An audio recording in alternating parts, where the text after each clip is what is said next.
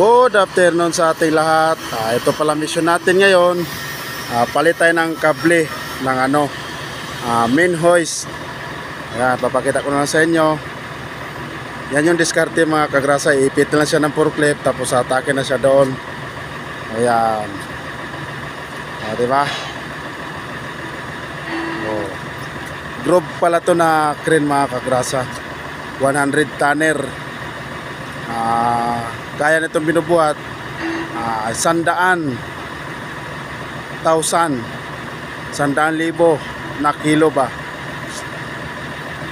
na mabibigat na materyales. Ayan. Diba? Ganon lang diskarte mga kagrasa, para di ka na mahirapan maghatak-hatak papunta doon. Iipit mo lang yung kable doon sa drum, tapos ipadagan mo ng forklift ng dandan tong itong housing ng wire rope. Automatic na yan. Ayan, di ba? Ganun lang diskarte. Ayan. Ayan, nakita natin ngayon. Minto sila. Yan yung itsura ng crane mga kagrasa. Ayan. Diba? Groove mobile crane. Ayan. Papakita ko sa inyo na malapitan. Yung itsura niya, no? Diba? Ayan.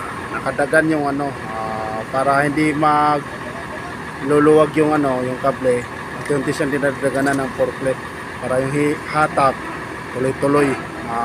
Nakaunat pa rin siya ba? Ayan. Itsura niya mga kagrasa. Diba? Kita mo ngayon. Ayan. Ganito siya mga kagrasa. Tingnan mo, may ikot yung housing ng kable. Diba? Ayan brand new yan mga kagrasa. Mahal yan. 100,000 din ang halaga niyan. Isang rolyo na yan. 100,000. Mahigit kumulang kumbaga ang presyo niyan. Hindi basta-basta yung kable niyan. Daang tonelada yung bigat ang binubuhat niyan. Ayan. Ayan mga kagrasa. Ganyan di itsura ng drum doon mga kagrasa. Tawag sa ganyan doon sa likod ng crane. Drum. Ganyan di style. Umiikot yun doon. Kaya nangyari, ito hinahatak na siya papunta doon. Bale, ganyan di itsura niyan doon. Ayan. Ayan, yung forma namin. Ito lang diskarte. Ayan naman yung mentor ko. Kasama ko sa genset. Binibira namin genset. Ayan. Pag walang project sa genset, ito naman yung binibira namin. Palit ng kable, kung mayroon pa kable papalitan, assist kami mga kagrasa. Kumbaga tawag doon, bayanihan. Ayan. Diba? Ayan. Tuloy-tuloy lang yan mga kagrasa hanggang sa maubos to.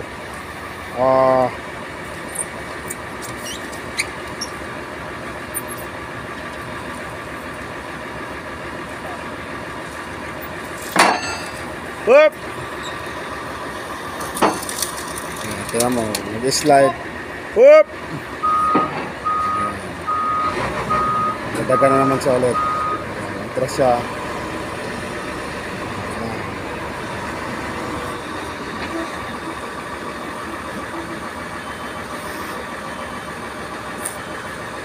Ikot lang yan, tuloy-tuloy yan.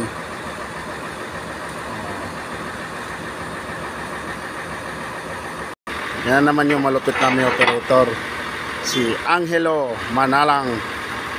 Ayan. Ayan, ito tayo. Tuloy-tuloy naman yung operasyon. Ayan, ikot lang ng ikot yan hanggang sa maubos. Yung haba nitong kable na ito mga kagrasa, may 200 meter Ang haba ng kable na yan. Whoop! Slide. Oro naman ulit yung forklift. Yan. Tapos dadaganan niya ulit. Ganun lang diskarte. Assist tayo. Yan. Malapit yung forklift. Daganan naman na ulit yung drum na yan. Yan. Ganun lang diskarte.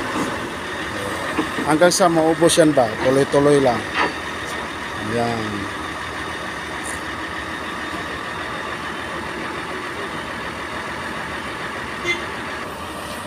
Tuloy-tuloy lang tayo. Orong ulit yung forklift kasi nag-slide na naman. Ayan. Oh.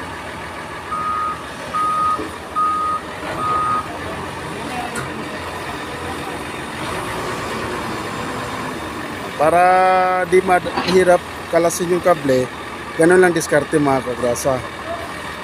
Ipulupot mo lang din yung base yung drum pag magpalit ng kable. Ganyan din style yung sa bago. Ayan.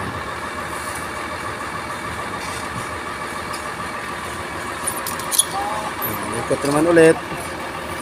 Ganun lang tayo. Tuloy-tuloy ang operation. Ayan.